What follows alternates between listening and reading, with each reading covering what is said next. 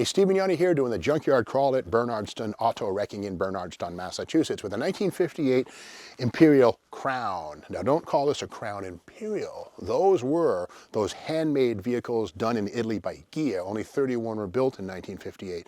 The Imperial Crown, however, was one step above the basic Imperial. Crown had a better interior, a little more glitz, little tiny crowns located around the body. But more importantly, 1958, all Imperials grew quad headlights, which were all the rage. Now, 1957, you could get quad headlights as an option on your Imperial in states that allowed it. Otherwise, you'd have a big circular headlight. But 58, all of them got these quad lights with a big brow over the front.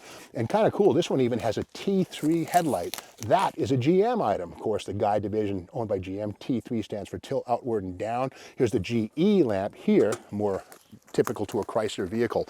Let's have a look under the hood. And before we do that, look at this beautiful Imperial bird, kind of an eagle, very regal, the eagle right there. And here's the crown. Here we go right here. The crowns had this effect here. Again, the base Imperial was nearly as luxurious, but the crown had these little embellishments and, of course, a better interior. Now, under the hood, this would have, okay, it's gone. This would have had the 392 Chrysler Hemi in its final year, and no doubt somebody snagged that a long time ago. But we can see the torsion bar front suspension. We can see those two bars right there. Those are basically kind of like a coil spring, just unwound and straightened out. They're anchored at the back, and as the car goes up and down, they twist with the lower control arms, and that's torsion bar suspension, first seen in 1957.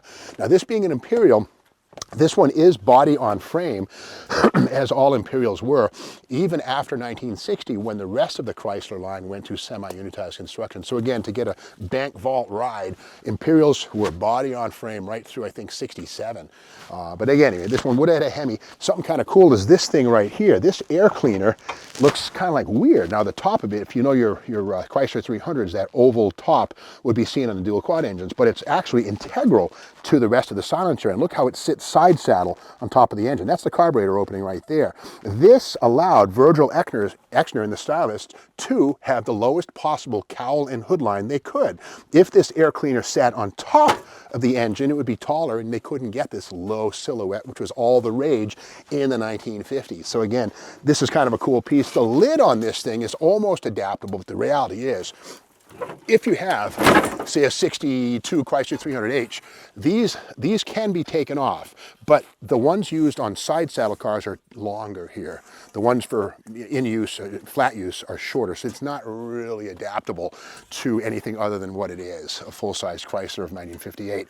Now, getting back to that, we can't confuse the Imperial with the Chrysler. We can see right here, this is the Chrysler lineup, the Windsor and the New Yorker. We can see how the grille is similar, but not the same. It's actually quite a bit different. You can see the bumper is very different. Quiet down there, Katie. Katie is making a racket over there, but we can see the headlights are different. But again, the Chrysler is not the Imperial in 1958. And the Imperial rode on a 129-inch wheelbase, the lesser New Yorkers and Windsors on a 126-inch wheelbase.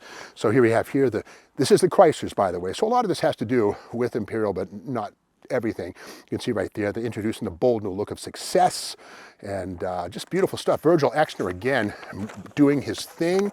And here is all the cool stuff, the push-button transmission.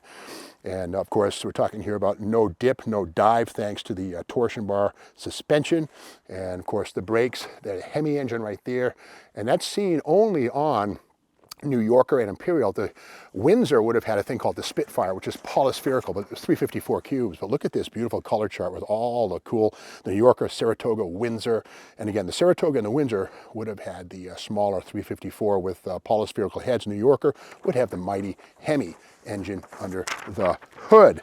Now, here's the thing. This is Motor Life magazine, and this is the December 57 previewing the new cars. And here's what they had to say about the Imperial right here. It says, tripling sales from one year to the next in the intensely competitive automotive business is an overwhelming proof that you've got a desirable product. And that's just what Imperial did in 1957. This luxury line racked up by far the biggest percentage gain in the history, or in the industry, past year. That was Exner's work. You can see here dual headlights have been made standard rather than optional. The engine is the same 392 V8 offered in 57 with only minor revisions. Compression ratio has been increased from 9.25 to 10:1. New 4-barrel carburetor is standard equipment. Dual exhaust, standard equipment. So again, electronic fuel injection, look at the bottom, not offered. You got to remember the Chrysler 300 could be had with the Bendix Electrojector. Maybe 10 were installed, but not so on the Imperial. With something cool on the top right, it says here, new goodies were limited slip differential. Yep, sure grip for the first time in 58 on Imperial. And of course, the heated air conditioning unit, which controls humidity as well as heat. So again, Imperial was growing from strength to strength, but again, Imperial is not a Chrysler. That's something to remember.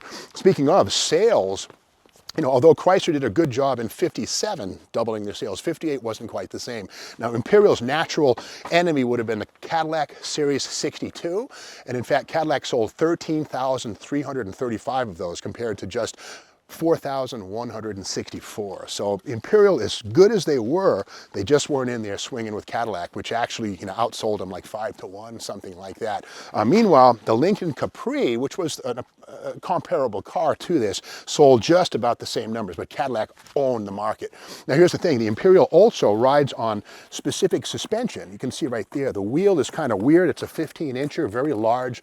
It has a massive 5.5 by 5 bolt pattern, which is different from the Chryslers, which had a smaller wheel circle. So again, the Imperial was a heavier car and had a heavier suspension.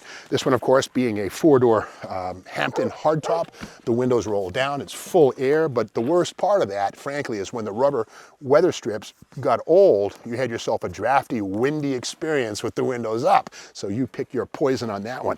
Inside, this would have had nothing but the push-button torque flight, which would have had its buttons right here. Somebody snagged them along with the cast iron torque flight that once sat here. The deep steering wheel, crazy weird plastic with these metal inserts right here that gave it a space age vibe. And of course 58 was, you know, Sputnik, well, maybe a year before, but all that said, the space race was on, the Ruskies, the Red Threat, McCarthyism, the paranoia, all that crazy stuff that made these cars as wacky as they were. Or maybe they were just stylish, who knows. Speaking of style, the roof has this bizarre sort of tiara band, which was sort of a Ford thing in the mid-50s, and of course embraced by all of Detroit. We can see right here the tiara band that went across the top. The rear window on this is busted out, but it would have been a nice sort of a reverse bubble.